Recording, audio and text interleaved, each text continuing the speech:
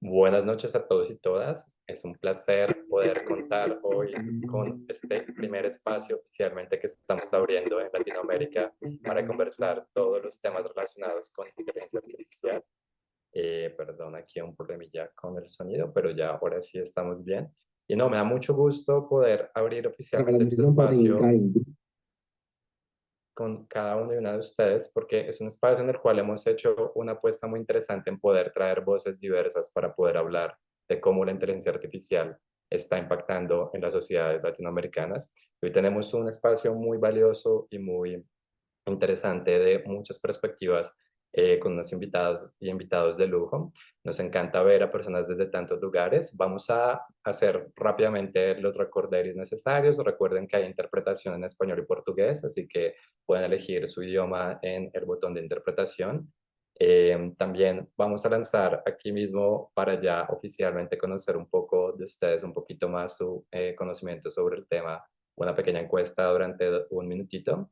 Quiero que puedan tomarse el tiempo de responder estas dos preguntas, cada uno y una de ustedes. Son dos preguntas sobre cómo crees que la inteligencia artificial está mejorando o empeorando las condiciones laborales. La segunda es si sabían sobre quiénes están detrás de la inteligencia artificial, qué trabajadores están detrás. Y nada, es nuestra forma más interesante de empezar con pues este debate y esta conversación muy relevante sobre cómo básicamente detrás de la inteligencia artificial hay una industria que también pues básicamente está conectada y condicionada a unos trabajadores que normalmente pues son invisibilizados y actúan casi que como fantasmas y son quienes permiten el desarrollo de la inteligencia artificial.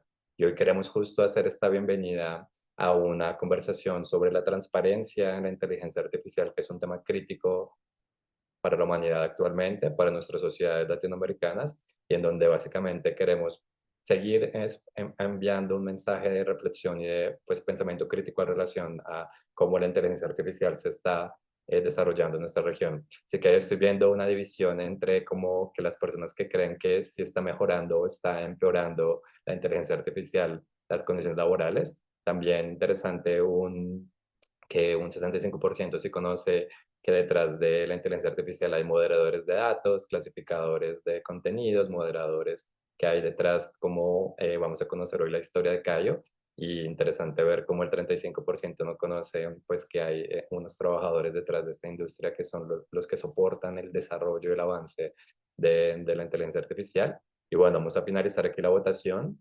Vale, pueden ver los resultados unos segundos. Qué bueno pues tener gente desde Venezuela, desde Perú, desde Sao Paulo, desde Buenos Aires.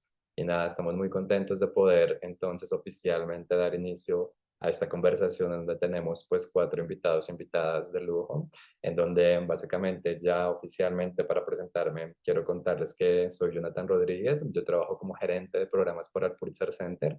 El desafío que tenemos desde el Pulsar Center, que es una organización que apoya a periodistas, que apoya a periodismos en temas críticos para la humanidad, es que podamos cada vez más involucrar a nuevas audiencias, a nuevos grupos de interés, que podamos hacer que estos temas tan relevantes como el futuro y el impacto de la inteligencia artificial en nuestras sociedades cada vez lleguen a más personas y podamos entender de forma conjunta entre ciudadanos, entre tomadores de decisión, entre periodistas, entre expertos, entre especialistas, cómo va a impactar nuestras vidas y hoy básicamente cómo impacta sectores muy concretos y específicos como el trabajo. Y me atrevo a decir que este ejemplo de cómo la inteligencia artificial impacta, por ejemplo, a los trabajadores de datos en regiones del sur global o de las global majorities o las mayorías globales también, como se suele decir, es el ejemplo de cómo también se puede ir trasladando hacia otros sectores e industrias el desarrollo de la inteligencia artificial y por eso hoy va a ser muy interesante conocer desde varias perspectivas cómo el trabajo está tendiendo a ser precarizado en una industria muy puntual como la de los trabajadores de datos y cómo detrás también de la inteligencia artificial hay unas lógicas de poder, unas narrativas y un desarrollo que está haciendo básicamente que sigan quizás, y esa es la gran pregunta también provocadora de hoy, quizás perpetuándose desigualdades, ¿no? Entonces, ahí vamos a seguir conversando sobre estos temas hoy y un próximo webinar el próximo miércoles, pero ahora sí quiero empezar con nuestra invitada inicial, que básicamente es una pues de nuestras panelistas, pues Tatiana estaba sumándose para iniciar, pero creo que se cayó su internet o algo pudo haber pasado. Entonces dice que está esperando, pero bueno, yo creo que podemos empezar con, discúlpenme 2 segundos porque Tatiana me está diciendo que está esperando, pero aquí la veo. ¿Será que estás aquí, Tatiana? Que estás como asistente, ha ascendido a una Tatiana Díaz como panelista. Ojalá sea la Tatiana Díaz que, que es panelista. No sé si ascendí a una panelista que no era. Ah, ahora sí ascendí. Es que estabas como asistente, pero bueno, Tatiana, muchas gracias por acompañarnos esta noche. Tatiana es básicamente fellow o una de nuestras como fellows de nuestra red de transparencia alrededor de la inteligencia artificial y el trabajo que ella ha hecho desde de Intercept Brasil y desde, pues, como su trabajo como periodista se relaciona muchísimo con esta industria en Brasil relacionada con la etiquetado de datos y con la moderación de contenidos, en el cual ha hecho un trabajo muy exhaustivo para indagar, investigar qué está pasando con los trabajadores detrás del etiquetado de datos que hace y permite el desarrollo de la inteligencia artificial. Y pues nada, quiero hoy básicamente darte la bienvenida y que nos cuentes más de tu reportaje, que nos hagas esta gran introducción a este tema. Boa noite. Posso começar a apresentação? Me apresento. Boa noite, Jonathan. Boa noite, Lúcia, Camila, Caio. Eu vou falar em português. Eu vou tentar falar devagar, porque eu falo muito rápido. Então, eu vou me controlar um pouquinho para falar mais devagar, para ajudar nos tradutores aí. É um prazer estar aqui. Estou muito contente com esse evento. Falar de um tema que eu considero crucial. Não por acaso eu escolhi esse tema no meu projeto aqui dentro do Pulitzer Center, né? Como o Jonathan explicou, o Pulitzer apoia projetos jornalísticos em áreas cruciais para a humanidade e a inteligência artificial é uma delas.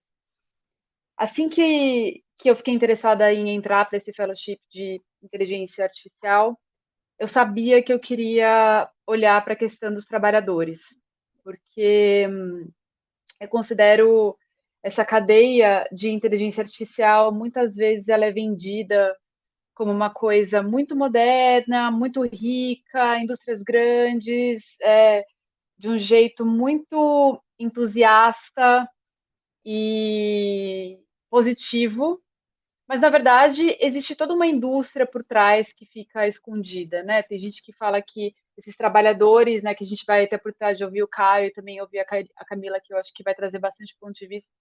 Algumas pessoas falam que são escondidos, algumas pessoas falam que são fantasmas. Eu não gosto muito dessas definições, assim, que são trabalhadores reais, existem. O que acontece mesmo é que eles estão na ponta de uma longa cadeia de trabalho que explora mesmo, né? Eu acho que podia oferecer muito mais condições, porque a gente está diante de uma das indústrias mais ricas e poderosas do mundo, né? Enfim, eu vou falar um pouco do meu trabalho aqui dentro do Pulitzer Center. Eu queria apresentar o vídeo, Jonathan. Você chegou a mostrar o vídeo para eles? Eles viram já? Ah, então tá bom. Sí, ese Então fue el tá ótimo. inicio y ya puedes compartir pantalla también. Ah, tá bom.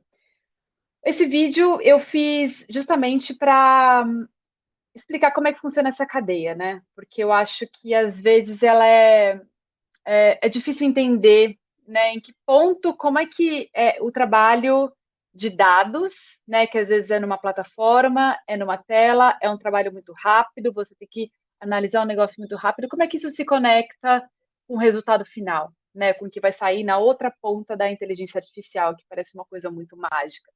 Então, o que eu quis fazer com esse vídeo foi justamente desenhar como é que funciona esse sistema, né? Não tem magia, né? O que tem é um trabalho árduo de treinamento de dados, né? De pessoas, de pequenas tarefas que estão ensinando a máquina a fazer o que ela tem que fazer, né? Reconhecer objetos ou, enfim, né? Para repetir os padrões depois. Bom, vocês estão vendo a minha tela direitinho? Dá para ver? Sí, sí. Então tá bom. Deixa eu ver aqui. Tá. Bom, eu comecei aqui com essa imagem que eu sempre penso, né? Quando a gente pensa em IA, quais são as imagens que vêm à cabeça, né? Normalmente. A gente pensa em Exterminador do Futuro, ou nessas inteligências artificiais generativas que falam com a gente, são mágicas e têm quase emoções, né? Por exemplo, a gente viu a OpenAI esse ano, lançou o novo ChatGPT e tinha todo um discurso que, nossa, ele quase tem emoções, você quase faz terapia com o ChatGPT. De onde que vem isso exatamente, né? De onde que vem essas imagens, né, de inteligência artificial? Eu acho que a gente precisa. Hoje, o debate de ética na IA, né, quando a gente fala de o que é IA e para onde ela vai, né? Acho que a gente tem que pensar que a IA ela está em várias camadas da sociedade, várias coisas diferentes, não é só a ChatGPT. Ela está também nas câmeras inteligentes de segurança, que reconhecem coisas, ela está nos serviços de crédito, de score de crédito, que decidem se você tem direito ou não a conseguir um empréstimo no banco. Elas estão, por exemplo, em serviços de saúde, que vão usar o seu histórico de saúde para negociar e propor o preço do seu plano de saúde ou serviço de saúde. Então, a IA ela é usada em vários sistemas automatizados que, né, que analisam um grande volume de dados para gerar um resultado desejado. Esse boom todo que a gente está vendo de, de discussão sobre IA agora é muito por conta desse boom da IA generativa que aconteceu mais ou menos 3, 4 anos atrás. Né? Mas a IA é um conjunto de tecnologias que, enfim, já é usada há muito tempo para muitas coisas diferentes. Hoje, a discussão de ética na IA, a gente sempre fala muito, né, enfim, de consentimento, né? Ou seja, eu preciso consentir para aquela informação minha ser usada para treinar o sistema de IA. Explicabilidade, que eu também falei um pouquinho no vídeo, que é o conceito de você. Bom, se aquela IA tomou uma decisão sobre mim, por exemplo, me tirou de uma seleção de emprego, né? Hoje é muito comum a gente tentar aplicar para uma vaga de emprego e aí quem lê o nosso currículo não é uma pessoa, é um robô. Então, se você é descartado para aquela vaga, esse princípio da explicabilidade prevê, por exemplo, que você possa questionar porque você foi descartado. Outra coisa que se discute muito é transparência, né? Quem financia, quais são as bases utilizadas para treinar aquele sistema e como que ele é feito, né? Quais critérios são usados para tomar uma decisão. Correção de erros, né? Como que a gente consegue minimizar os erros, por exemplo, a gente fala muito de como as tecnologias de reconhecimento facial são potencialmente racistas, né? Elas não reconhecem rostos de pessoas negras tão bem quanto de pessoas brancas, né? E a chance de erro é muito maior. Então, se discute muito racismo algorítmico, né? Nesse caso. E tem essa discussão muito apocalíptica que vão trocar todo mundo por robôs, todo mundo vai perder o emprego, a gente vai ser trocado por robôs, as máquinas vão dominar tudo, e agora? Eu acho que essas coisas é o que mais fala, e a maioria dos projetos de regulação de IA, eles tratam desses temas, né? E muito poucos desses projetos falam da questão do trabalho, né? Onde está o trabalho nessa cadeia? Esse trabalho de IA que eu estou falando, ele está nesse trabalho de coletar essas bases de dados, esses pequenos pedaços de dados, ou seja, fotos, posts nas redes sociais, transcrição, né, pequenos pedaços de áudio, enfim, de produção de dados e de catálogo de dados que vão alimentar esses sistemas de IA. É disso que eu estou falando. Quando a gente fala dessas narrativas de IA, nessas narrativas de sistemas que vão dominar tudo, que vão acabar com o mundo, a gente precisa olhar também para quem cria essas narrativas, que interesse essas narrativas, né, quem cria essas narrativas tem e quem se beneficia delas, né? Na maioria das vezes, essas visões apocalípticas ou às vezes muito entusiastas da IA, elas beneficiam só as empresas que são as criadoras, né? É por isso que eu decidi focar no trabalho, que eu acho que é uma dimensão muito realista e muito próxima das pessoas daí, né, nessa cadeia inteira da IA. Então, eu trouxe essa imagem que acho que vocês viram no vídeo, que é a imagem do truco mecânico, porque para mim é um pouco isso que é a imagem que me vem à cabeça, né? É uma ilusão no final das contas, né? A IA, ela tem o volume de dados que é usado para alimentar a IA, ele só existe, só funciona, só chega ao resultado desejado porque ele é trabalhado por humanos antes. né? Então, agora eu vou falar dessa dimensão humana e das descobertas que eu fiz com as minhas matérias. Aqui tem uma imagem que é muito complicada, mas eu vou tentar deixar ela um pouco menos complicada, que ela mostra aqui as camadas disso, né? O input, que são os dados que você coloca nos sistemas de IA, e o output, que são as saídas desses sistemas. A IA generativa, né, como tem no vídeo também, você não tem controle das coisas, das decisões que a máquina toma para chegar naquele lugar. Então, você precisa preparar essas bases de dados para treinar e a máquina vai repetir aqueles padrões que você já ensinou, né? Na cadeia de trabalho de dados de IA, tem várias camadas também. É a mesma coisa. Tem empresas intermediárias que ficam entre os trabalhadores e o resultado final, né? As empresas tipo OpenAI ou Meta, né, que estão lá no final apresentando o resultado final. Esse monte de bolinha no meio aqui mostra o quanto é complicado você garantir transparência nesse processo, porque é tão complexo e tem tantas camadas diferentes que é muito difícil você prever o resultado final. Essa cadeia, né, como eu falei, ela começa nos grandes contratantes, nas grandes empresas de tecnologia, elas precisam de várias bases de dados para treinar esses sistemas de IA. Elas subcontratam, então, empresas de trabalho de dados, como, por exemplo, a Appen, Microworkers, Telus, OneForma. Eu queria muito saber se tem alguém aqui que trabalha, né, nessas plataformas, queria, enfim, saber um pouco quanto vocês estão familiarizados com essas plataformas. Essas plataformas, elas são, então, elas abrem, então, elas contratam os trabalhadores. Essa contratação, acho que algumas pessoas aqui devem saber, não é direta, né? Como é que funciona essa contratação, né? Essas pessoas não são nem trabalhadores, né? São pessoas que executam tarefa, porque as empresas não chamam essas pessoas de trabalhadores.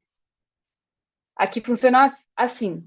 Aqui, a Appen, por exemplo, ela tem como clientes a Meta e o X. A Telus International, ela tem como clientes o Google. E a OneForma tem como clientes a Apple.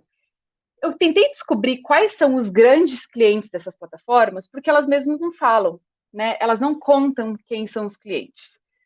Por que elas não contam quem são os clientes?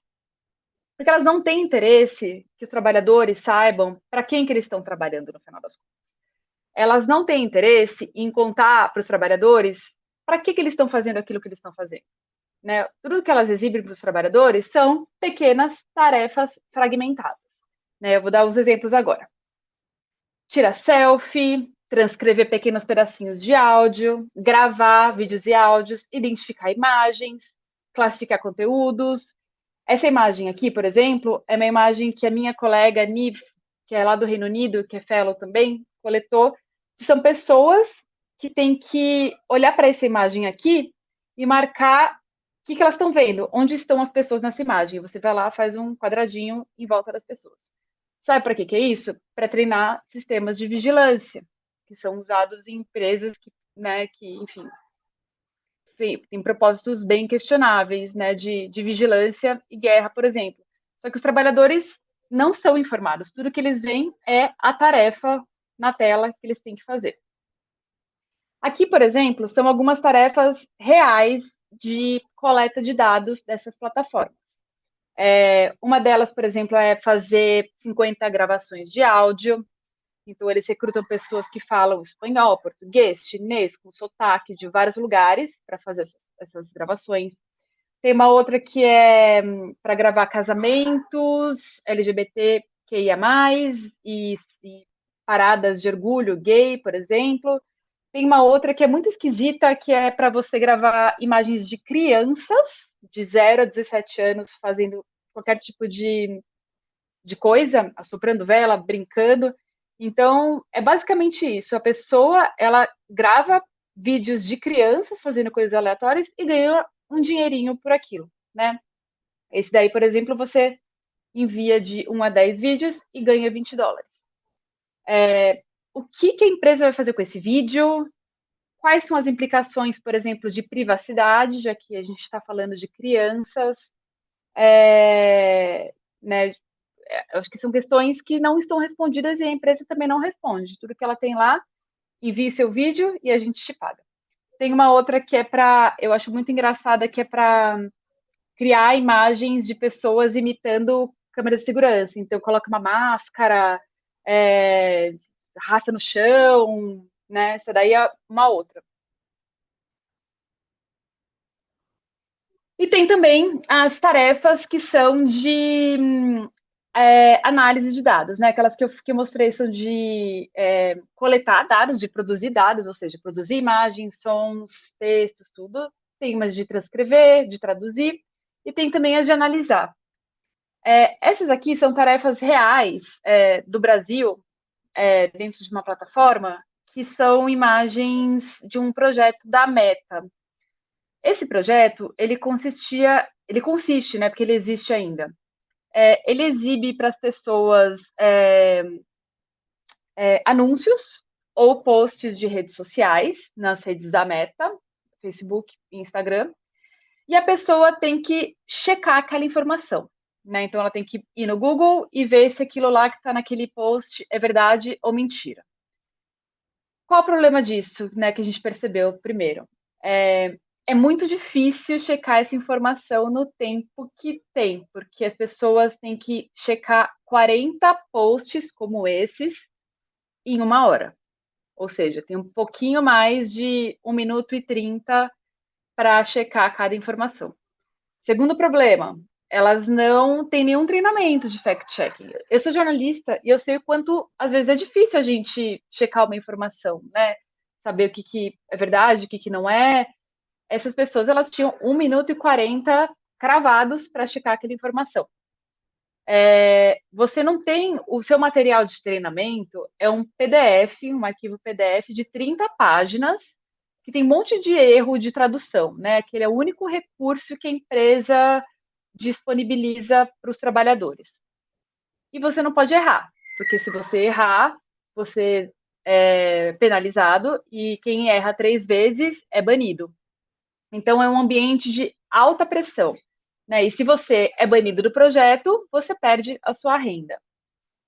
Essa história toda de como que funciona esse trabalho de moderação contratado pela Meta dentro de uma dessas plataformas deu origem a essa reportagem, que foi a primeira reportagem da série que eu fiz. Né? Eu comecei por essa porque em maio desse ano, o Brasil, o Rio Grande do Sul, no Brasil, ele teve enchentes que foram assim uma tragédia imensa.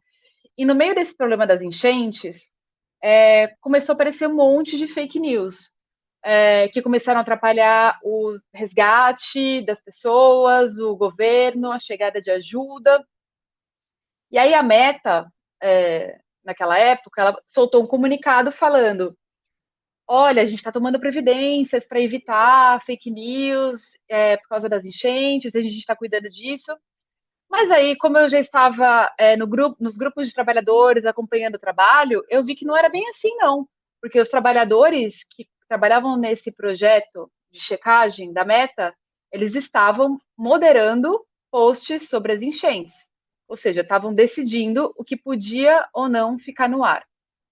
Esse projeto da Meta, ele tinha um objetivo que era treinar um sistema automatizado de checagem de fatos. Ou seja, esses trabalhadores, eles estavam treinando um robô de fact-checking, né? A Meta, a gente sabe que tem muitas fake news que circulam nas plataformas e a Meta tem um problema grande para conseguir moderar esse conteúdo. Então, ela estava criando um robô checador e esse robô estava sendo treinado desse jeito que eu conto nessa reportagem, né, com esses trabalhadores que recebiam 40 centavos de real ou 9 centavos de dólar por cada conteúdo que eles checavam na plataforma. Então, essa foi a primeira matéria. Aqui estão algumas descobertas que tem nesse texto. Ele está disponível em português e em inglês, mas eu fiz uma tradução aí para o espanhol, espero que ajude. E é isso, né? A Meta, ela está treinando uma IA para moderar os conteúdos.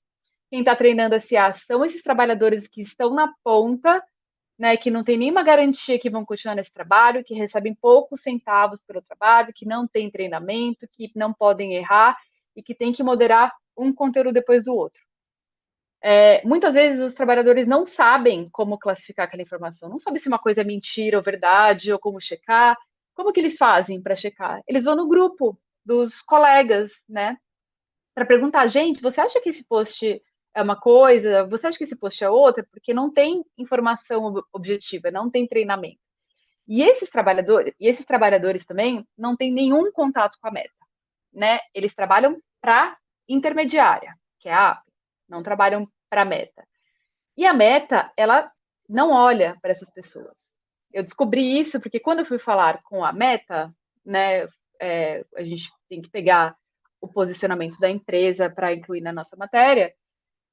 E a Meta, simplesmente a Meta do Brasil disse não, não tem trabalhadores brasileiros trabalhando nessa plataforma. Eu falei, claro que tem. Eu vi, eu vi vários, eu falei com essas pessoas, elas existem.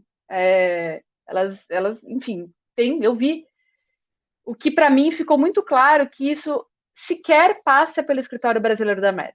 Isso são coisas que vêm de fora, né? O que mostra que é uma cadeia global mesmo, né? Acontece uma subcontratação da plataforma que pega trabalhadores brasileiros sem que isso sequer passe pelo escritório da Meta, né? Então, realmente, a Meta não olha para essas pessoas que estão fazendo um trabalho tão crucial na plataforma. Essa é a segunda reportagem da série, que fala. Essa era para ser a primeira, mas como as enchentes eram um tema muito urgente, eu inverti a ordem. Mas essa é a segunda matéria, que é a que tem aquele vídeo, né, que vocês viram, e que mostra como que funciona essa cadeia, né? Que acho que tem algumas particularidades e coisas importantes que com certeza a Lúcia, a Camila e Caio vão falar depois sobre isso, que esses trabalhadores, eles fazem tarefas que são cruciais. Sem eles, essas tecnologias de IA que fica todo mundo encantado, essas tecnologias não existiriam.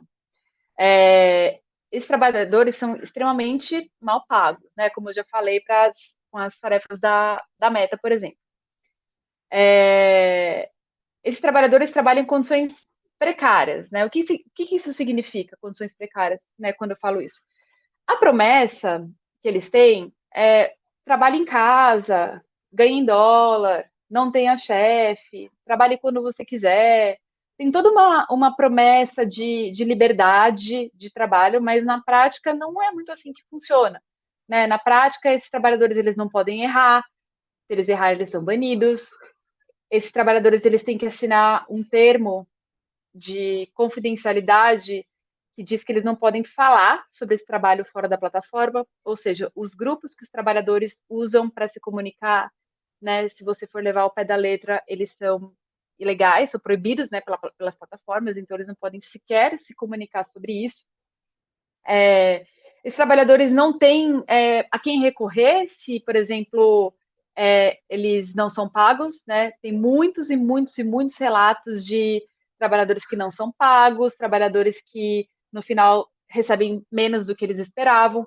E aí você não tem um humano para reclamar, né? Você não consegue falar com um humano, não tem chefe. Você abre um ticket para abrir uma reclamação que você não recebeu e nenhum chefe, ninguém responde, né? Você fica à mercê de um robô falando com você. Então, na prática,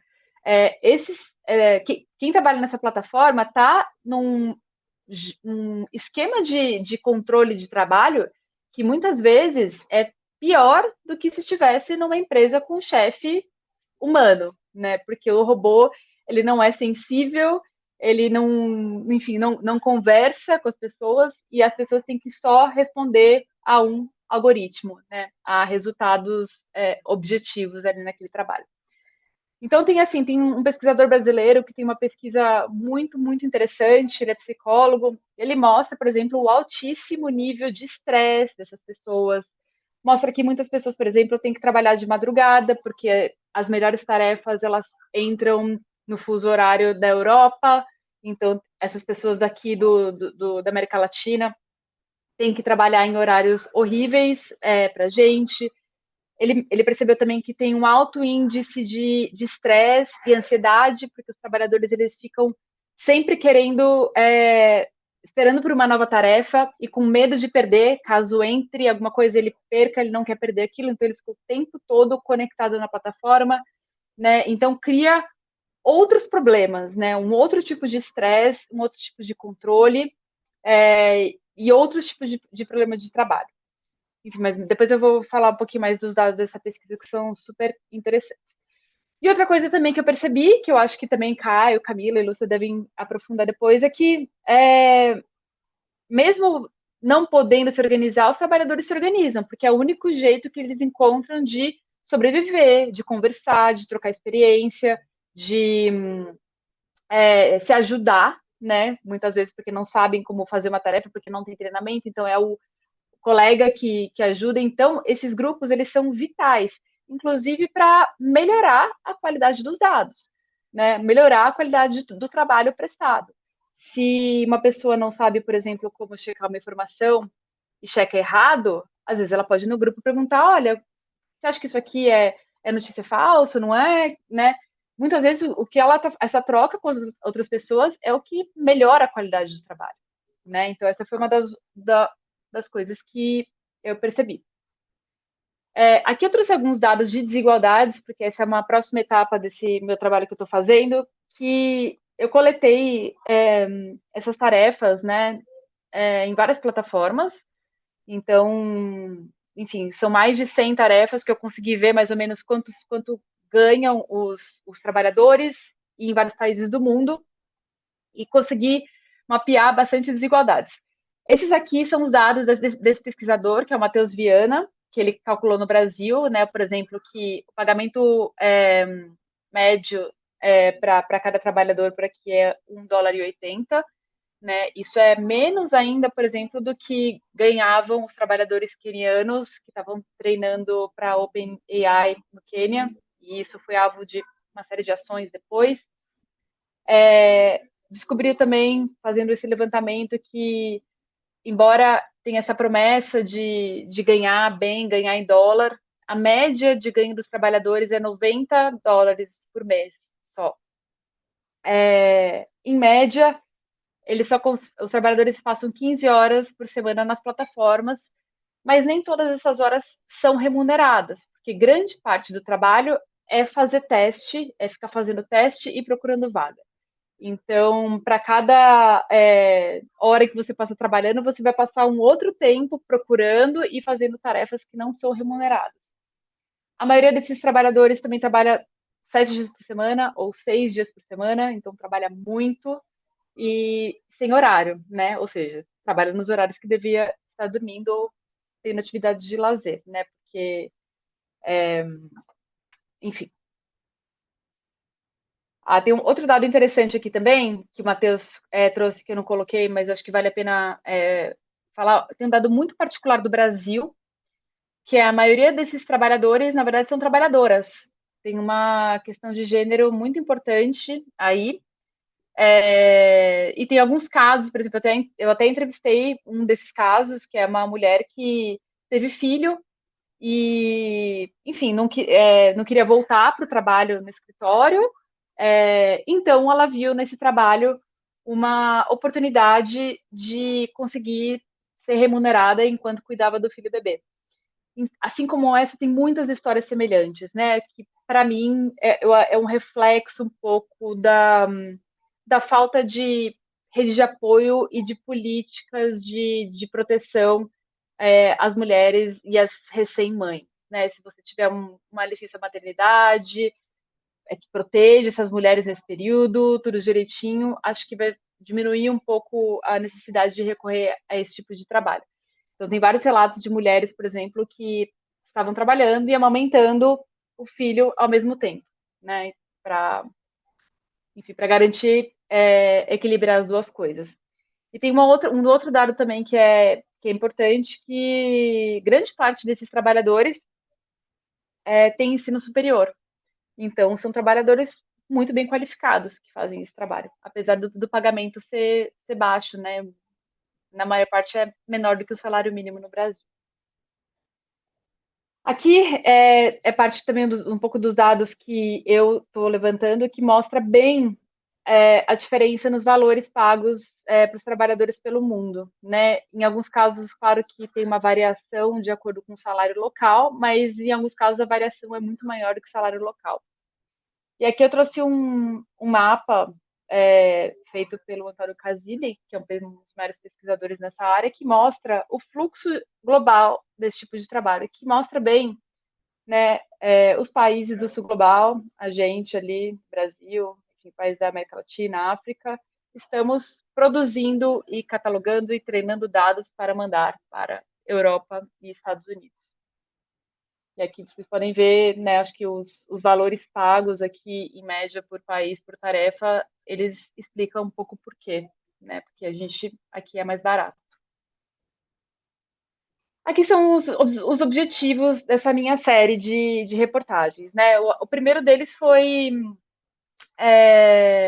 um pouco chamar atenção para os legisladores, porque o Brasil, por exemplo, está discutindo agora um projeto de lei sobre inteligência artificial, e esse projeto não fala sobre esse trabalho de dados, não fala sobre, enfim, garantir, por exemplo, transparência nessa cadeia, não fala sobre, por exemplo, incluir os intermediários nessa cadeia de responsabilidade, né, sobre a inteligência artificial. Ignora completamente. Então, eu achei que seria um momento muito oportuno publicar essas reportagens agora, em que o tema estava em discussão.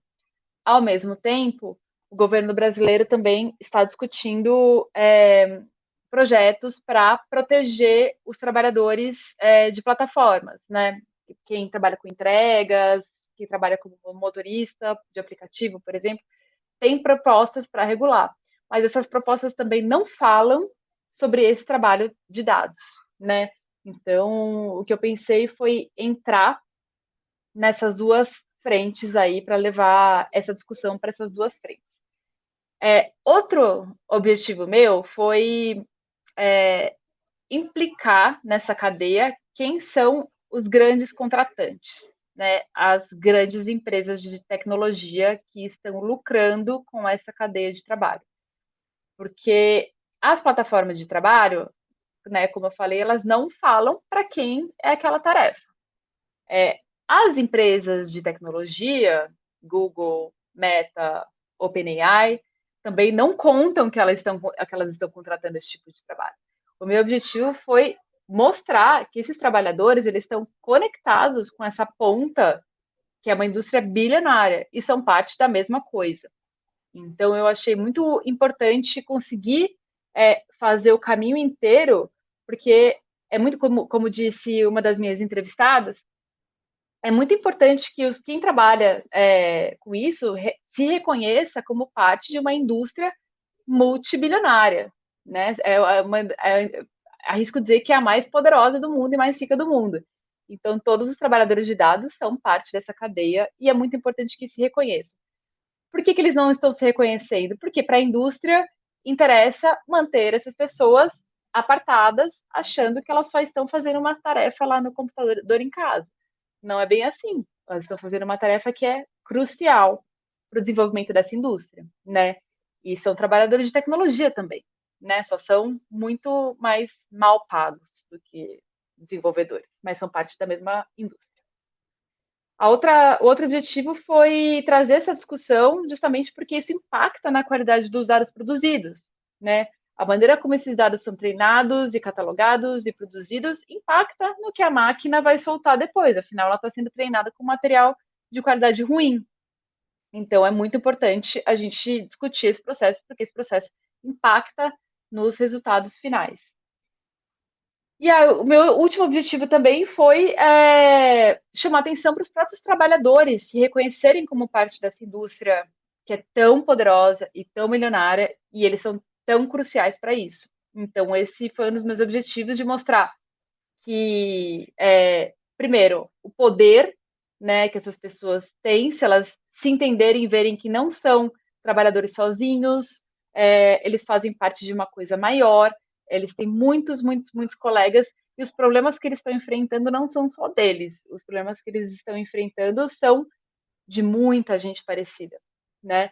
E se houver organização coletiva, talvez eles consigam ser ouvidos e consigam condições melhores, né? Então, um dos meus objetivos foi esse também, mostrar que faz parte de uma coisa maior. E aí, para terminar, eu vou colocar um trecho de uma entrevista aqui do Julian Posada, que também é outro pesquisador muito importante de trabalho de dados, que fala como o Sul Global é o motor desse capitalismo de plataforma, né? É onde acontece a maior parte do trabalho, como a gente viu no mapa.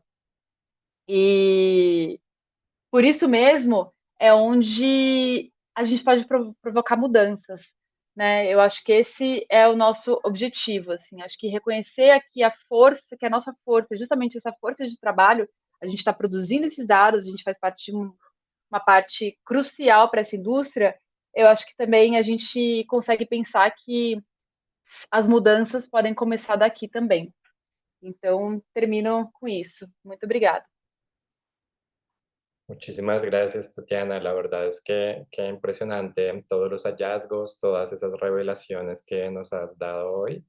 Y es muy impresionante tener este gran contexto para seguir esta conversación en relación a cómo justamente pues la industria detrás de la inteligencia artificial no es algo invisible, no son fantasmas, hay toda una cadena de valor, casi como lo mencionas.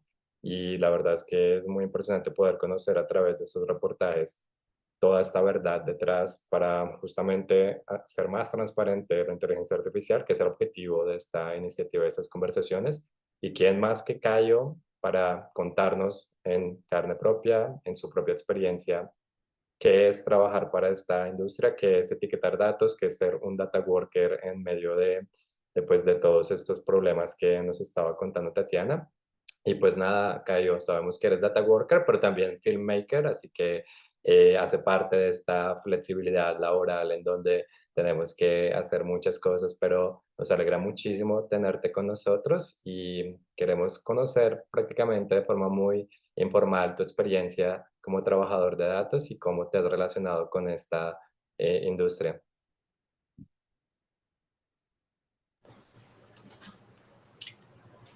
Boa noite. Também estou bem feliz, viu, de estar aqui, porque eu acho que esse é um espaço de discussão que é importante, né? Que a gente está construindo coisas que são importantes, né, para a gente, né, enquanto ação coletiva, para pensar esse futuro aí do que vai ser essa indústria. Né? Também estou bem impressionado, viu, Tatiana, porque as poucas vezes que a gente conversou foram sempre muito reveladoras, assim, né? Pô, você traz uns dados assim que são sempre assim que me colocaram assim essa realidade de uma forma muito assim, ó, receba aí, toma aí. Né, uma coisa muito impactante, assim, e aí mudou muito minhas perspectivas. Às vezes que a gente conversou, e eu vi você agora também, eu tive essa mesma experiência, né? Meu nome é Caio, né, já fui apresentado aqui, eu tenho 37 anos, sou brasileiro, moro em Salvador, né, conheci, né, esse mundo do trabalho aí em 2021, eu estava trabalhando ainda, né, fazendo edição de vídeo, não tinha um trabalho meio que informal, mas eu estava procurando uma renda extra ou algo que pudesse me dar uma flexibilidade, né, para eu conseguir estar com meus filhos, estar mais tempo em casa e tal, poder participar mais, né, das atividades, sem precisar estar tanto tempo fora de casa. E aí, eu procurando, eu não tinha LinkedIn na época, eu lembrei agora, fiz um LinkedIn e procurando no LinkedIn eu achei uma vaga, né, de coleta de dados de vídeo. E aí lá eu achei que poderia ser interessante para mim, né? Era uma atividade para ser feita pela internet, em casa, com os equipamentos que eu tinha disponíveis, então eu achei que podia participar, né? E aí entrei e aí conheci, né, essa plataforma que foi a Appen, no caso, né? Eu decidi me cadastrar lá e aí logo no começo eu fiquei um pouco desconfiado porque eu comecei a ver as diretrizes, os termos de confidencialidade, né? E aí eles restringiam bastante, né, as ações assim, né, para como você pode falar, até onde você pode ir, né, com as informações que você tem sobre o que acontece lá dentro. E aí tinham muitos acordos, né, acordos de confidencialidade, a Tatiana citou aí bastante, né, mas assim, depois de aí eu parei para ler tudo, né? E depois de ler tudo, eu fui lá e aí confirmei meu perfil, assinei tudo, né? E aí essas diretrizes todas, elas só serviam, na verdade, para proteger a Appen e os clientes dela, né? Tudo que tem escrito lá é nesse sentido, assim, para evitar qualquer contradição por parte dos trabalhadores, né? Com eles, né? Então, tinham regras assim sobre como você deve usar o computador, por exemplo, né? Você tem que botar o computador no lugar que não esteja ninguém atrás de você. Você precisa baixar uma VPN, a depender do trabalho que você vai fazer para acessar, né, os dados. Você acessa a partir de uma plataforma que tem lá, né, várias pessoas que trabalham lá dentro. Você vê as pessoas, mas eles dizem que você também não pode falar com ninguém, né? E aí uma série de coisas que você precisa fazer. Eu precisei criar uma conta no gateway de pagamento, que é o Payoneer que eles usam, e aí tem uma taxa que é cobrada anualmente, que eu só descobri no final do ano. Né? A gente já ganha um pouquinho assim, né, com isso, e aí no final do ano eu descobri que ainda ia cobrar $35 de taxa pela conta. Então, esse tipo de surpresa, né?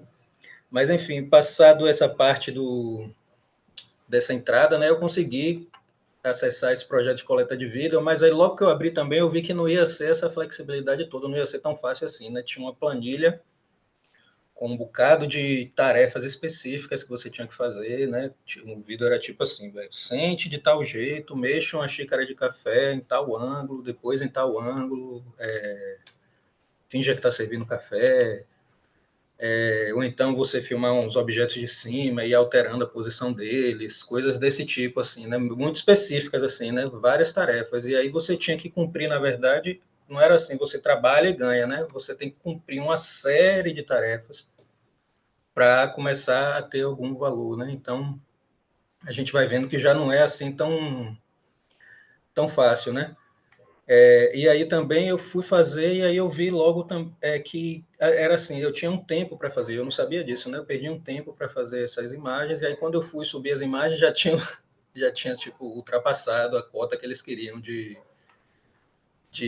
imagem desse tipo. E aí as que eu escolhi, eu tipo, eu perdi meu tempo todo. Aí deixei isso de lado um tempo, né? E aí depois que eu voltei, fui procurando outros projetos, né? E aí como a Tatiana falou, né, na apresentação, você tem que, nessa coisa de procurar o projeto, você vai lendo diretrizes, as diretrizes são complexas, tem diretriz de 100 páginas, de 160 páginas, de 80 páginas, tem diretriz de 2 páginas de projeto, né, que não fala nada, então é bem variado, assim, né? E aí você se inscreve e você recebe um e-mail que ele diz que você não deve incomodar com perguntas sobre o andamento da sua inscrição, né? Não, você não precisa nos incomodar, né, com esse andamento. Então, assim, os tratamentos, assim, você vai vendo qual é o tipo de relação de trabalho mesmo, né, que eles estão querendo construir. E aí, depois disso, você tem que realizar uns testes também, né, e para fazer esses testes você tem que ler muita coisa. É um trabalho bem pesado, assim, né. E aí, eu seguindo nisso, né, fazendo essas inscrições em projetos, tentando trabalhar, e todos eles tinham essas coisas, né? Ditavam as regras, a forma como trabalhar, o tempo de trabalho, a forma sempre muita demanda, né? E tempo curto, assim, parece que é uma coisa que não sei se é feita para não ser pensada mesmo, não, se é para estar ali dentro do processo nessa velocidade mesmo, né? Eu acho que essas coisas que essa pesquisa que a Tatiana está fazendo está levantando também essas coisas, né? Que é interessante que a gente não sabe de nada, né? A gente está procurando sempre saber das coisas, né? Nessa indústria não tem nada que é claro, nada é revelado, né? E aí é isso, né? Você tem essa questão também da disponibilidade das tarefas, né? Você precisa estar disponível. Então, às vezes você recebe um e-mail no meio da madrugada dizendo que tem tarefas lá para você fazer. Ou você vai aproveitar ou não vai, né? Se a pessoa tiver com tempo, não tiver muito atrás de dinheiro, né, ela vai e aí nessa história trabalha horas e horas e horas e horas e horas e horas e dorme, levanta e trabalha novamente. Então, você acaba entrando numa rotina que é muito mais exaustiva do que você está em alguns outros tipos de emprego, né? E é justamente, é bem o contrário da promessa que eles trazem, né? É justamente o oposto, assim, de flexibilidade, de autonomia, né? Então, assim, é tudo ilusão mesmo, né? Você precisa cumprir esses requisitos todos, né? E você é sempre monitorado também, né? Sempre que você comete alguma falta, você recebe algum e-mail lá, ó, você lembra que você leu as diretrizes e lá está escrito que você não pode fazer tal coisa, então fique ligado aí, porque senão você pode ser desligado do projeto, né? Sempre esse tipo de relação, né? Então, foi nesse período aí que eu estava já trabalhando no finalzinho que eu tive acesso, né? Comecei a ter acesso a pesquisas, né? Falando sobre isso, sobre esse trabalho. Tive acesso à matéria também que foi feita a série de reportagem, né? De Tatiana que ela citou. Conheci também o Data Workers Inquiry, não sei direito como é que fala, né? Que é o Camila, que foi onde eu conheci Camila também. E aí eu comecei a entender a importância de falar, né, com outras pessoas sobre isso, né, também, porque eu acho que a gente precisa buscar essas formas de organização, né, para evitar mesmo que as plataformas façam muito, que elas façam o que elas querem, né, porque elas agem de maneira totalmente unilateral, os trabalhadores, né, a decisão de tudo é delas, e a gente precisa pensar em forma de criar uma experiência digna para as pessoas que trabalham, né, porque assim, eu acho que essa indústria ela não vai deixar de existir, né? A gente não vai acabar com essa indústria, então ela está aí, né, incutida, né, na nossa experiência social, então a gente precisa colocar ela como uma coisa que possa trazer uma experiência digna, né, de trabalho para as pessoas, né? Então ela é uma indústria assim que ela vem se pautando justamente nessa história, né, de que ela é autônoma, de que ela faz os serviços automaticamente, mas na verdade você tem sempre pessoas ali trabalhando, né? Em alguma fase você tem pessoas que estão lidando com esses dados para dar organicidade mesmo a eles, porque os estudos mais técnicos também vêm mostrando, né? Que você não consegue você não consegue ter a IA alimentando a ela mesma, né? Chega uma hora que ela não consegue, você vai começar a ter problemas para gerar os dados, então sempre você vai precisar de uma estrutura orgânica para colocar a inteligência naquilo ali, né? Eu lembrei do que o Nicoleles falou também, né, de que essa indústria ela não é nem inteligente nem artificial, na verdade, né? Porque ela é uma grande ilusão mesmo, né? Porque não tem nada de... Ela não é nada do que ela promete, na verdade, né? Ela promove serviços, né? Ela junta pessoas para promover serviços, né? Fazer IA generativa, esse tipo de coisa. E ela está trazendo para si sempre a inteligência das outras pessoas, né? Desses organismos que são vivos, que têm fome, que têm necessidades, que estão ali atrás da tela, né? Que são tanto geradores de conteúdo para aquilo ali quanto consumidores. Né?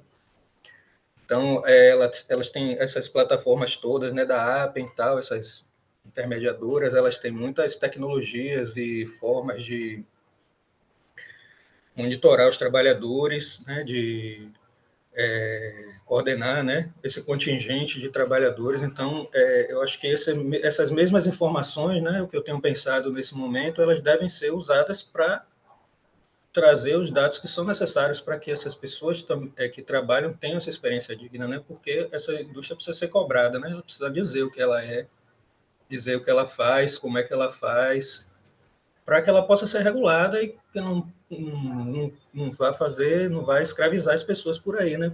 Como tem feito, né? Em muitos casos, porque se você contar que você ganha 9 centavos, às vezes, né, em uma tarefa, você tem tarefa lá que às vezes você ganha menos de um centavo, né? 0,0000001 centavo.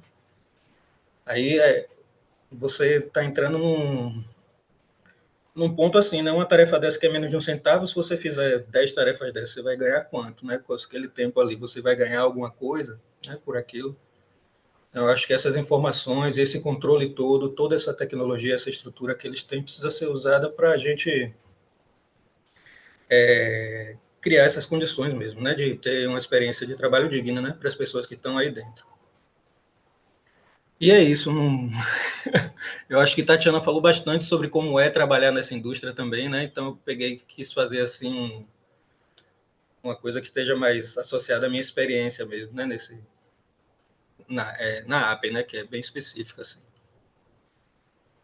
No, genial, Caio, y esa experiencia es muy valiosa conocerla.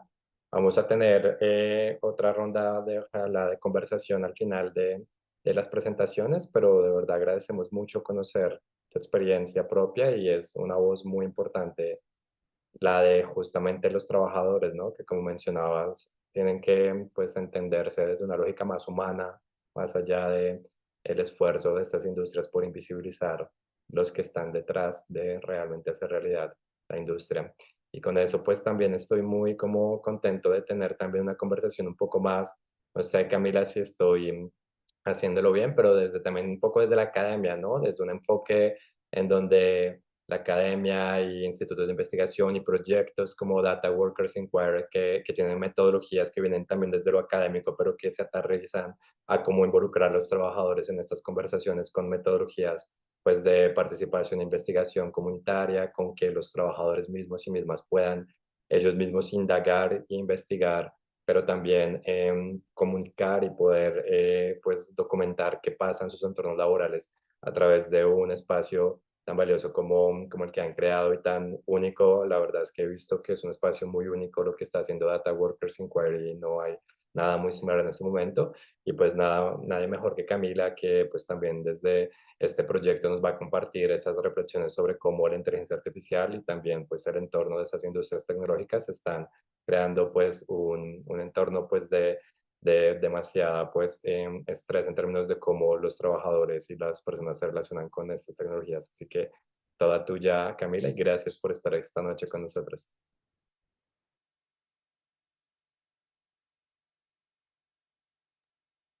Muito obrigada, Jonathan.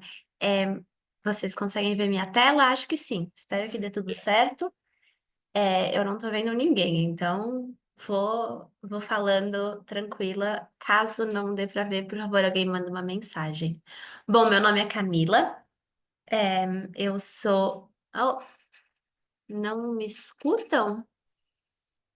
Si de pronto en algún canal de pronto estará fallando, pero en el audio general sí, en Ok. español falló el canal. Igual sigue hacia adelante, pero ya revisamos, pero en el audio original sí te escuchas. Ok. Obrigada. Bom, meu nome é Camila Salim Wagner, eu sou brasileira, mas eu trabalho e pesquiso em Berlim. E no momento eu estou trabalhando junto com vários colegas nesse projeto que chama Data Workers Inquiry, que seria traduzido algo como a investigação dos trabalhadores de dados. E como você bem disse, é um projeto de pesquisa, mas é também um projeto participativo, é um projeto que quer ter alguma ação. Então, a nossa proposta é convidar trabalhadores de dados e trabalhadoras para que eles sejam, junto conosco, pesquisadores, valorizando a especialidade, todo o conhecimento que eles acumulam sobre como funciona essa indústria, porque a visão da trabalhadora é uma visão de dentro, é uma visão que traz a perspectiva exatamente do que a Tatiana estava colocando, do que quer ser escondido, do que as empresas não divulgam, não falam e escondem, inclusive. E nesse projeto, que inclusive o Caio muito graciosamente aceitou participar, em breve teremos o projeto dele também ficando pronto. Cada pessoa lidera um projeto que expresse sua visão. Então, no caso do Caio, como ele já colocou um pouco, ele tem uma experiência prévia com audiovisual, a gente decidiu fazer um vídeo, mas algumas das pessoas que trabalharam com a gente, que colaboraram, fizeram relatórios, fizeram um pequeno documentário. Eu trouxe aqui também esse mapa, onde vocês podem ver que nós trabalhamos com pessoas da Colômbia, da Venezuela, várias pessoas que trabalharam no Quênia, inclusive no que a Tatiana mencionou, no projeto de moderação de conteúdo, tanto para a OpenAI quanto para a Meta. Algumas pessoas na Síria e no Líbano. Então, o projeto busca realmente essa visão dos trabalhadores, os trabalhadores da maioria global, e a gente quer não só oferecer um espaço para que eles possam compartilhar suas próprias experiências, mas compartilhar também demandas, compartilhar denúncias também sobre o que são as condições de trabalho dentro dessa indústria. E gostaria de ressaltar também que as pessoas aqui nesse polo, que são todos trabalham na Alemanha, são todos imigrantes, e 5 dessas 6 pessoas escolheram publicar os seus trabalhos e seus projetos de forma completamente anônima, por medo de retaliação e também por causa de toda a questão da confidencialidade que é muito distribuída, muito pervasiva em toda a indústria. E eu tinha trazido uma definição do que é trabalho de dados, mas a Tatiana já trouxe muito bem, inclusive achei engraçado que a gente escolheu um modelo muito parecido de como apresentar isso. Mas trabalho de dados envolve uma gama muito ampla de tarefas que vai desde gerar dados até moderar posts de rede social e às vezes, inclusive, impersonar, fingir ser inteligência artificial. Não sei, se vocês ficaram sabendo, mas há alguns meses tiveram várias notícias sobre como o supermercado 100% automatizado da Amazon, na verdade, tinha um exército de trabalhadores na Índia que ficavam assistindo às gravações e anotando manualmente o que cada cliente comprou. Então, eles estavam de fato fingindo ser inteligência artificial. Aqui tem um erro de tradução e de ortografia, eu peço perdão. E eu vou pular mais rapidamente essa parte inicial da apresentação, porque eu não quero nem trazer muito é, uma parte científica. A riqueza maior desse projeto é que os trabalhadores e as trabalhadoras, eles próprios falaram, eles próprios desenvolveram, escreveram. Então, eu vou trazer um pouco diversas perspectivas, mas de qualquer forma, o trabalho de dados, ele não só é muito importante para a inteligência artificial, ele é essencial. Sem o trabalho, sem dados, não existe processamento automático de dados. Sem dados, não existe inteligência artificial. E, como já foi posto, toda essa indústria ela é mediada por diversas plataformas, por diversas empresas terceirizadas, que elas próprias terceirizam trabalhadores de dados. Então, muitas vezes, como é o caso das plataformas, você tem uma grande empresa de tecnologia que contrata uma plataforma e essa plataforma terceiriza os trabalhadores de dados que não são nem trabalhadores de fato dessa plataforma. Então, são um trabalhador quarteirizado. E é muito interessante perguntar quem são esses trabalhadores e em quais condições eles trabalham. E o que a gente encontrou ao redor do mundo é que, de fato, são pessoas que não têm muitas opções, são pessoas que aceitam os salários tão baixos como são, porque estão ou numa situação econômica, numa situação de saúde, onde eles não têm outra opção viável no momento, ou não tem outra opção possível no momento. Então, aqui essa imagem central é de um comic book, um gibi, que um dos nossos trabalhadores fez, sobre como ele e colegas dele da favela no Quênia entraram nesse trabalho com a promessa de que ia ser uma oportunidade de trabalhar na indústria de tecnologia e acabou sendo uma promessa vazia. Da mesma forma que o Caio falou, muitas promessas vazias. Trouxe também essa perspectiva da Ruqaia, que é uma refugiada síria que vive no Líbano. E no Líbano, a situação desses refugiados é muito complicada porque eles não podem trabalhar, eles não podem trabalhar no supermercado, por exemplo, porque existem muitas barreiras a eles conseguirem uma autorização de trabalho. Então, nessa situação onde você precisa de dinheiro para viver, mas você não pode trabalhar, a, o trabalho de plataforma acaba sendo quase que a única alternativa. Trouxe aqui o QR Code, vai ter ao longo dos meus slides, que sempre eles direcionam para o trabalho completo, que vocês podem dar uma olhada. E, modéstia à parte, tem trabalhos muito interessantes, vale a pena é, dar uma olhada. E não só são trabalhadores que muitas vezes estão em condições de vulnerabilidade, eles também muitas vezes estão em situações de dependência. Então, o caso dessa empresa no Quênia, de fato não existiam muitas outras empresas, então eles estavam presos a esse trabalho, apesar das condições muito difíceis de trabalhar 11 horas por dia sem pagamento de hora extra, moderando conteúdos violentíssimos, com contratos de, às vezes, 5 dias. E essa incerteza, essa falta de proteção também em termos trabalhistas, é um fato que todos os trabalhadores até agora sempre trazem, sempre colocam de No forma... existen días típicos en estas plataformas. Desculpa.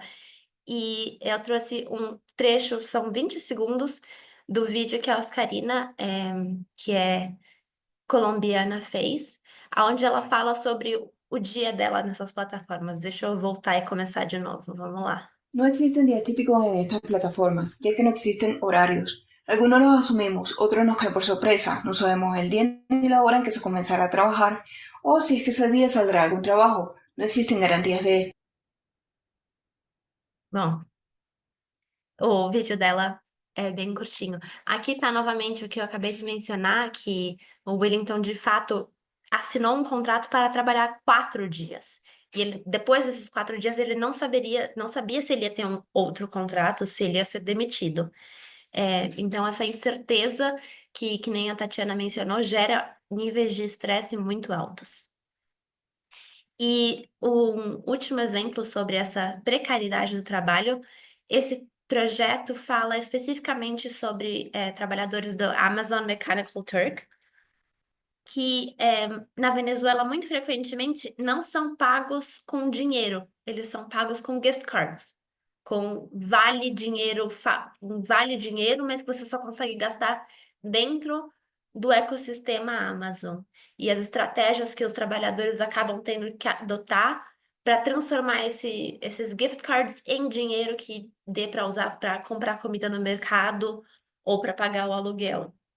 Então, estratégias como se transformar num pequeno ponto de importação de produtos, ou usar sites de criptomoeda, então trocar o seu dinheiro, o seu gift card da Amazon por criptomoeda e depois trocar a criptomoeda por dinheiro, por pesos, e onde em cada uma dessas etapas você, é claro, perde dinheiro. Então, efetivamente você está sendo roubado do pouco dinheiro que você recebe pelo seu trabalho.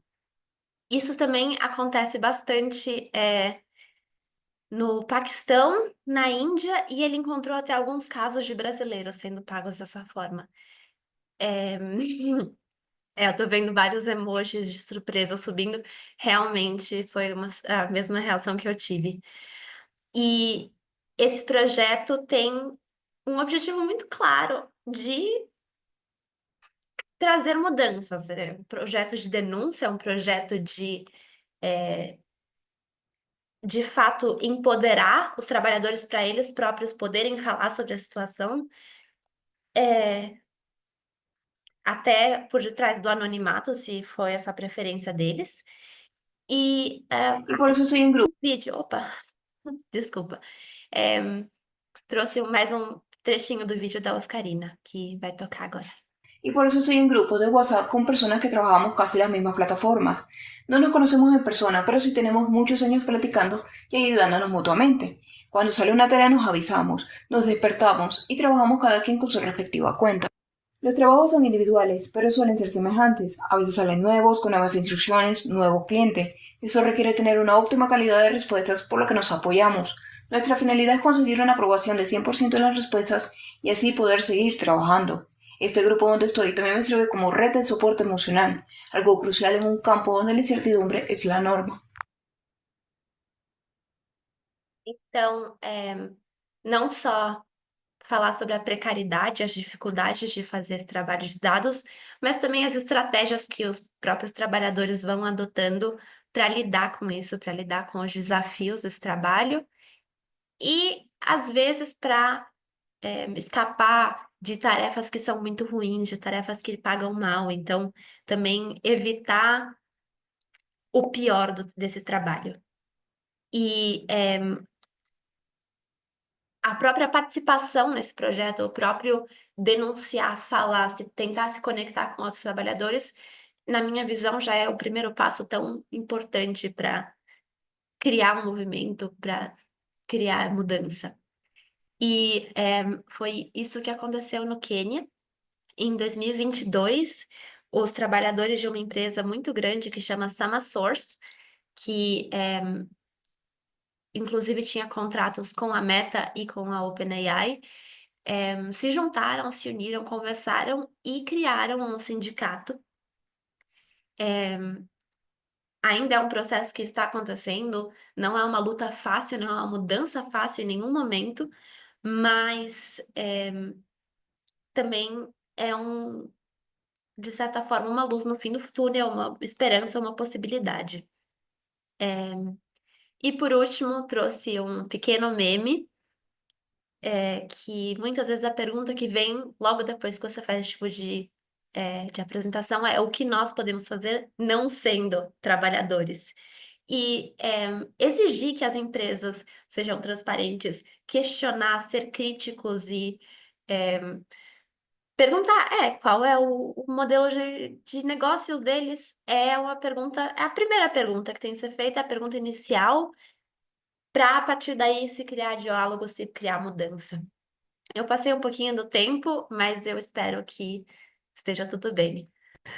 Muchas gracias, Camila. De verdad es que este proyecto es muy inspirador y ojalá sigamos replicando este tipo de iniciativas alrededor del mundo que realmente promuevan este espíritu de colaboración entre trabajadores, academia, periodistas, ciencia, así que muy valioso.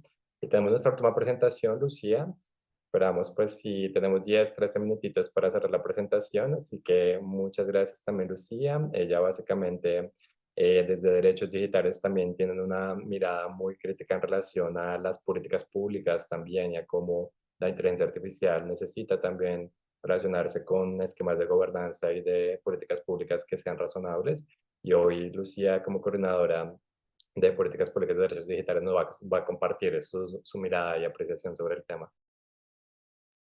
Bien, creo que me escuchan sin problema. Mil gracias por la presentación y estoy muy agradecida por quienes generaron todo este contexto tan rico con informaciones tan valiosas para quienes estamos aprendiendo sobre estas discusiones. Bien, me gustaría empezar por señalar que en la discusión sobre la transformación del mundo del trabajo por la masificación de la inteligencia artificial hay que advertir al menos tres realidades concomitantes. La primera, la de automatización mediada por la plataformización de ciertas modalidades de trabajo tradicionales como el reparto de comidas, el transporte de personas, los servicios domésticos, por mencionar algunos ejemplos.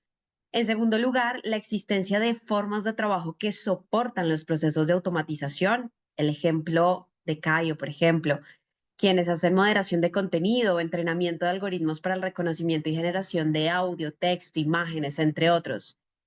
Y la tercera modalidad, que significa una amenaza fruto de la automatización para formas de trabajo tradicionales y otros oficios, como el trabajo creativo y artístico.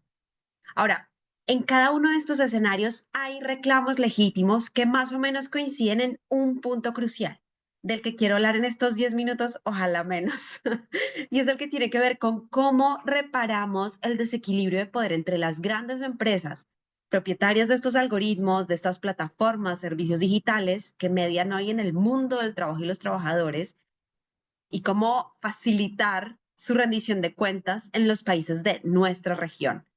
Solo quisiera que en esta pregunta no perdiéramos de vista que el escenario del trabajo al que aterriza la automatización no era el mejor. Nuestra región es profundamente desigual, esto no es un dato que nos sorprenda, pero eso sin duda se traduce en formas de trabajo decente que escasean, en altos niveles de informalidad laboral, en donde el mercado de trabajo para los jóvenes es escaso, informal, ofrece salarios pírricos por debajo del mínimo vital y con baja o nula protección a los derechos de seguridad social. Este es un escenario en el que la brecha laboral de género se profundiza, pues las mujeres hoy son la fuerza laboral más desocupada en comparación con los hombres, aun cuando compartan el mismo nivel educativo. Luego, también es un escenario en el que nuestra región es consumidora de tecnologías digitales que se producen afuera y en donde las autoridades en general, judiciales y administrativas, no han podido poner, digamos, meter el diente a este tipo de grandes empresas.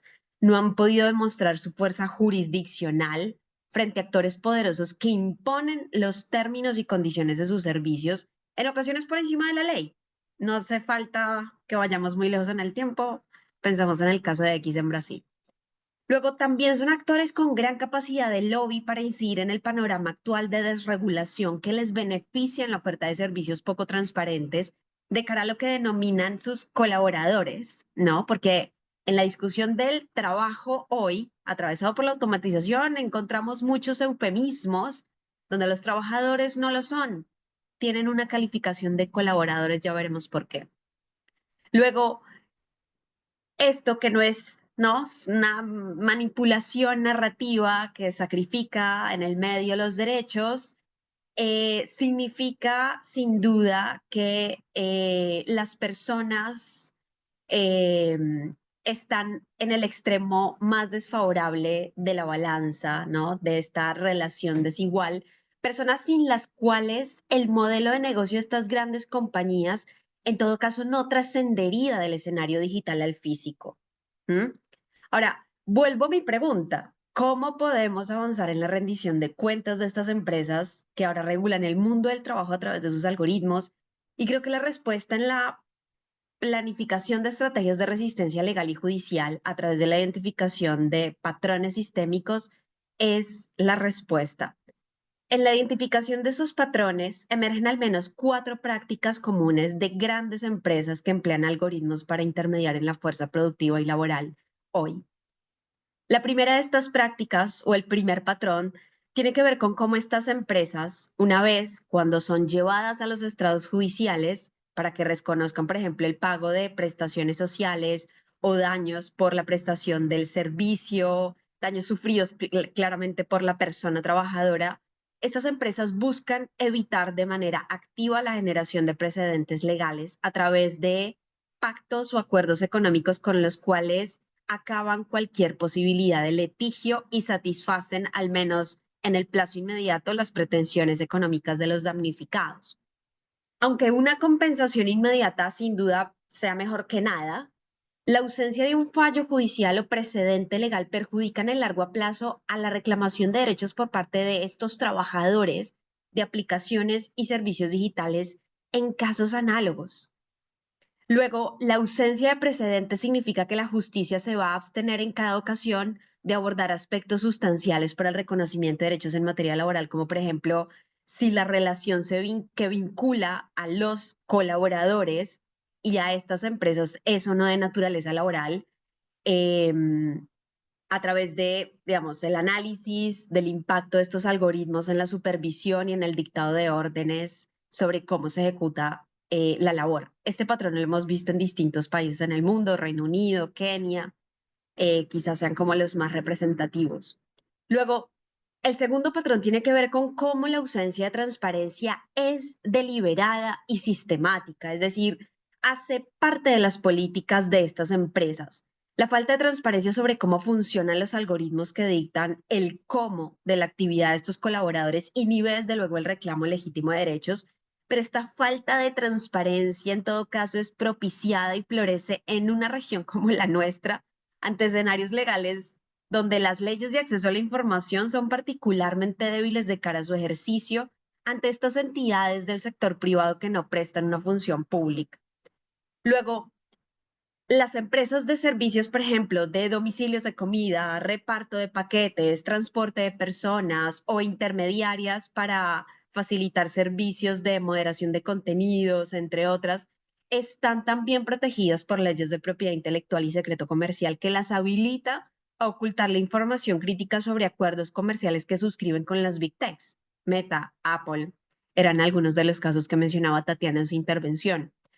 O incluso marcos jurídicos que les facilita retener y no entregar información sobre los aspectos técnicos en torno a cómo funcionan sus algoritmos y la manera en cómo impactan en la conducción del trabajo ajeno. Entonces, todo este entramado legal, desde luego que es favorable para la opacidad, obstaculizando el ejercicio de derechos que son de rango constitucional, como el derecho al trabajo.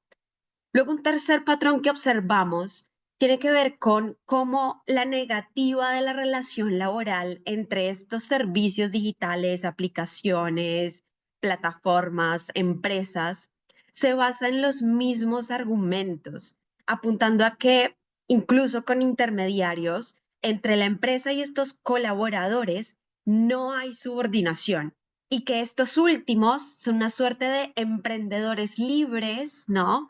Que pueden dictar cómo y en qué ocasiones se conectan al servicio para obtener el incentivo económico que la plataforma oferta.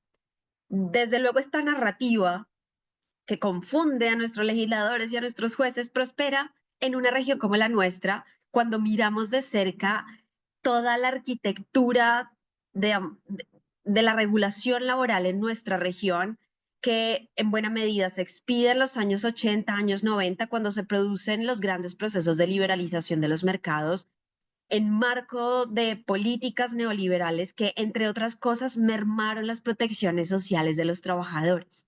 Entonces, son regulaciones que al día de hoy sin duda son deficientes para reconocer que la subordinación laboral también se digitalizó y que esa digitalización significa que no una persona, sino un algoritmo puede decidir cómo y cuántas horas debe estar conectada una persona a una aplicación o servicio para recibir un incentivo económico que de nuevo es bastante inferior al ingreso mínimo vital fijado en nuestros países. Y un último y cuarto patrón que observamos es cómo los procesos de regulación de la IA en nuestra región están dejando de lado esta discusión sobre el futuro del trabajo sin trabajadores. En la actualidad, en derechos digitales hemos revisado más de 200 proyectos de ley radicados en nuestra región entre 2021 hasta el día de hoy, que buscan imitar en buena medida el enfoque regulatorio europeo sin responder de manera suficiente e integral a los retos que trae consigo la automatización en la fuerza laboral. Y esto sin duda es un escenario que en el plazo inmediato solo promete aumentar las brechas de desprotección. Solo por mencionar un proyecto de ley de estos 200 que hemos visto, en Colombia, hace poco participamos en una audiencia pública sobre una ley, una de las tantas que busca regular la inteligencia artificial. Entre los 60 artículos, apenas uno trataba el asunto del trabajo y se refería nada más a la garantía de estabilidad reforzada para personas impactadas por algoritmos que las desplacen de su puesto laboral. Este proyecto prevé el derecho a que sean reubicadas sin ser despedidas al menos por el año siguiente a su reubicación. Desde luego, esta iniciativa solo podría beneficiar a un segmento muy limitado de la población, es decir, a quienes tengan un contrato formal y reconocido como tal, desde luego a trabajadores que tengan esa calidad, y luego otorga una protección legal muy reducida para un impacto tan serio e incierto como el de ser despedido sin tener certeza, ni mucho menos las habilidades para reinsertarse nuevamente en el ecosistema laboral. Ahora, la pregunta sobre cómo hacer rendir cuentas a estas empresas Luego de que podamos identificar al menos regionalmente estos patrones y aceptar que estas conductas son sistemáticas y trascienden fronteras, yo creo que va o está atravesada por la articulación de estrategias de incidencia, de investigación, que permitan evaluar de manera crítica el panorama que tenemos hoy. Precisamos la mejora de los marcos normativos de protección de datos, consumo, propiedad intelectual, derecho laboral, fortalecer la capacidad de las autoridades y aumentar sin duda investigación, sobre todo la de carácter técnico que permita hacer ver a los tomadores de decisiones que estos no son problemas excepcionales que solo ocurren en un país y quizá no en otro. Lo dejo ahí y agradezco en todo caso todo el intercambio previo para que podamos conversar, aunque sea un poquito ahora. No, Lucía, muchísimas gracias. Wow, es como el gran cierre perfecto porque justo a través de la legislación y a través de influenciar políticas públicas es en donde se pueden encontrar también pues estos caminos de cómo realmente influenciamos en la región el avance de estas tecnologías. Pero sí, lastimosamente no tenemos mucho tiempo, bueno, no tenemos tiempo para conversar. Tenemos que un poco cerrar acá, pero es una buena noticia en el fondo porque tenemos una nueva sesión el próximo miércoles con otro espacio también muy poderoso en donde vamos a tener a Karen Howe y a Oscarina, que es una también de las personas que hace parte de Data Workers Inquiry. Vamos a tener también a alguien de Access Now hablándonos del tema de derechos digitales. Y la verdad es que me encantaría tener esta conversación también más profunda sobre como lo que hoy estábamos revisando, pero siéntanse libres también de en el correo con la grabación de dejarnos sus preguntas, de seguir la conversación en redes. Y no, de verdad que fue todo un gusto y un placer tenerlas aquí a Lucía, a Cayo, a Camila. Me encantaría haber conversado con ustedes, pero sí tenemos que cerrar muy a tiempo por justo respeto a los trabajadores como los traductores, el traductor que nos acompaña hoy. Y agradecemos muchísimo esta colaboración y la grabación va a estar disponible mañana en sus correos y ahí podemos seguir por correo esta conversación con todas las preguntas. Muchísimas gracias a cada una y una de ustedes que se sumó, que se quedó hasta este momento. Inscríbanse a la próxima sesión, déjenos sus comentarios también en la encuesta que les va a aparecer apenas se desconecten de la sesión, les va a redireccionar a una encuesta. Y no, les agradezco muchísimo y seguimos con este reto de desmitificar la inteligencia artificial en Latinoamérica y ojalá podamos seguir abriendo esos espacios en cada uno y una de nuestros países. Un abrazo, feliz noche a cada una y una de ustedes y seguimos ahí muy pendientes y las presentaciones también las vamos a compartir. Feliz noche. Gracias. Gracias. Gracias, chao.